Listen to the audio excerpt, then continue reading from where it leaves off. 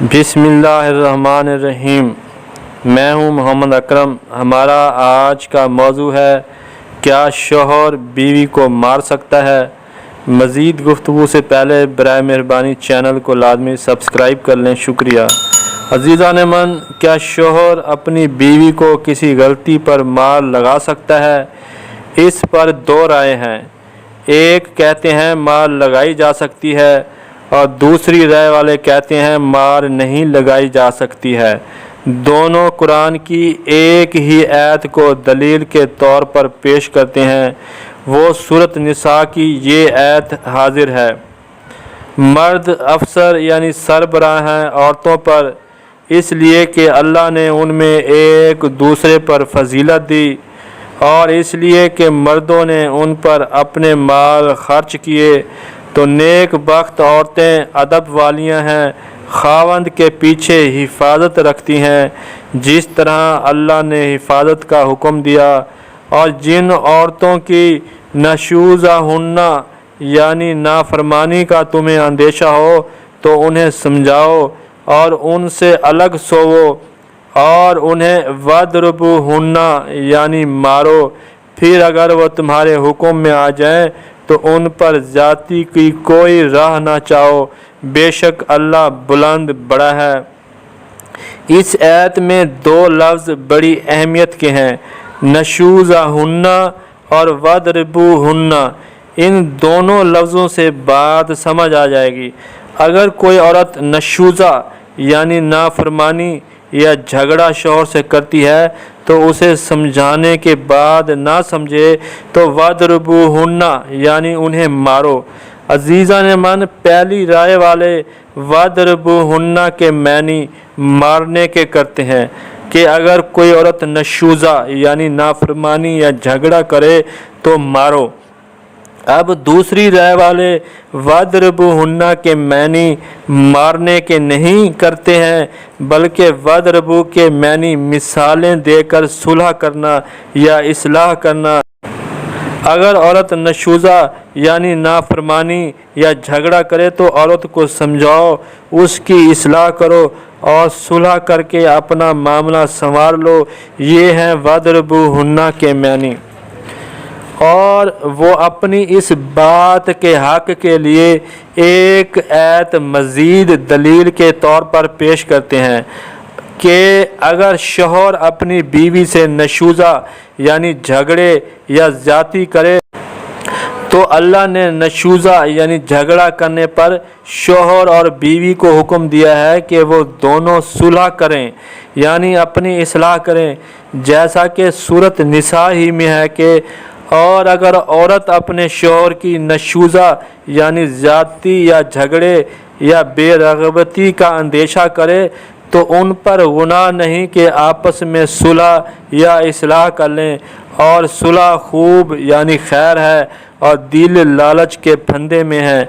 अब यहाँ दोनों आयतों से सवाल ये पैदा होता है, अगर औरत नशूज़ा यानी झगड़ा या ज़्यादती या हुक्म अदूली करे तो उसको मारा जाए, लेकिन मर्द अगर नशूज़ा यानी झगड़ा ज़्यादती करे तो उसे ना मारा जाए बल्कि दोनों सुलह कर लें।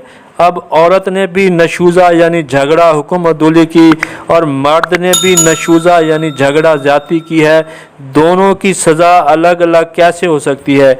ये तो सरासर नाइंसाफ़ी होगी, नऊज़ बिल्लाह मिन ज़ालिक। इसलिए दूसरी राय वाले कहते हैं कि इस आयत के मुताबिक वदरबू हुन्ना के मैनी मारने के नहीं बनते बल्कि मिसालें देकर मियाँ बीवी में सुलह करने के हैं, इस्लाह करने के हैं।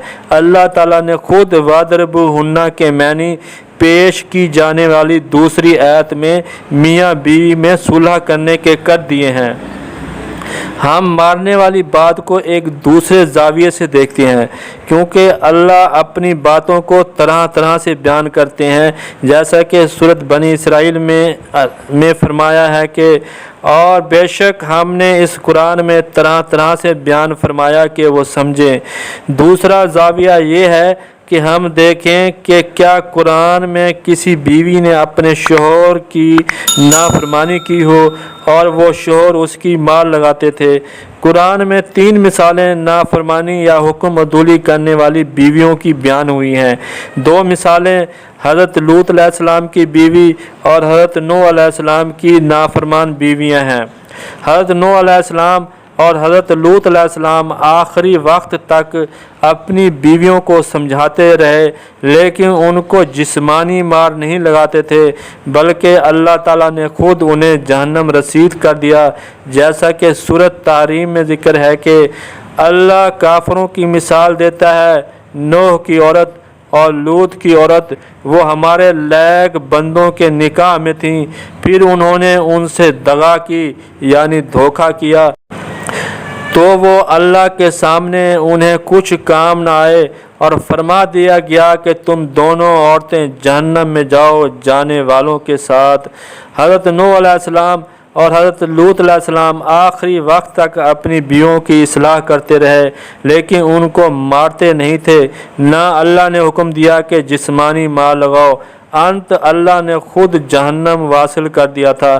تیسری مثال میڈم زلیخا کی ہے۔ اس نے حضرت یوسف علیہ السلام سے غلط برتاؤ کیا تھا، تو بادشاہ عزیز نے اپنی بیوی زلیخا کو مار نہیں لگائی تھی بلکہ سمجھایا تھا، جیسا کہ سورۃ یوسف میں ہے کہ اے یوسف تم اس کا خیال نہ کرو، اور اے عورت تو اپنے گناہ کی معافی مانگ، بے شک تو خطا کاروں میں ہے۔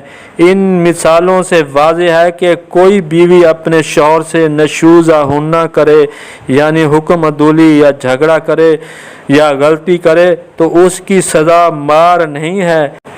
ایسے ہی اگر شوہر نشوزہ یعنی جھگڑا یا زیادتی کرے تو اس کی سزا مارنا نہیں ہے، بلکہ دونوں میاں بیوی میں صلح یا اصلاح کرنا ہے۔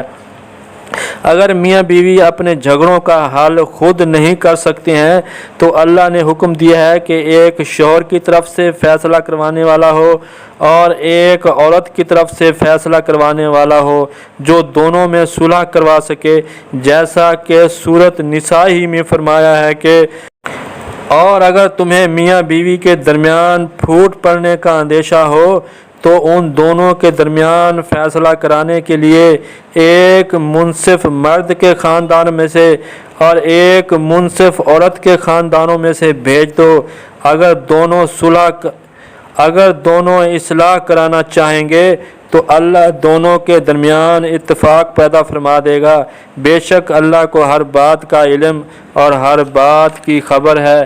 اب اگر دونوں میاں بیوی میں صلح ہو گئی تو ٹھیک ہے، اگر نہیں ہوئی تو وہ علیحدگی بھی اختیار کر سکتے ہیں، جیسا کہ سورۃ نساء ہی میں حکم ہے کہ اور اگر وہ دونوں جدا ہو جائیں تو اللہ اپنی کشائش یعنی قدرت سے تم میں ہر ایک کو دوسرے سے بے نیاز کر دے گا۔ اللہ تعالیٰ نے واضح طور پر اپنی آیات میں سمجھا دیا ہے کہ میاں بیوی میں کسی قسم کے جھگڑے ہوں تو وہ خود اپنی اصلاح کریں، اور خود سے اصلاح نہیں ہوتی تو دونوں اپنے خاندان کے لوگوں سے صلح کروائیں۔ اگر پھر بھی صلح نہیں ہوتی تو علیحدگی اختیار کر لیں۔ اس لیے وَاضْرِبُوهُنَّ کے معنی مارنے کے نہیں ہیں بلکہ صلح کرنے اور صلح کرانے کے ہیں۔ ہم نے دونوں رائے آپ کے سامنے رکھ دی ہیں، امید ہے آپ کو ہماری بات سمجھ آ گئی ہوگی۔ آخر میں ویڈیو پسند آئے تو لائک کریں اور چینل کو لازمی سبسکرائب کر لیں۔ شکریہ، خدا حافظ۔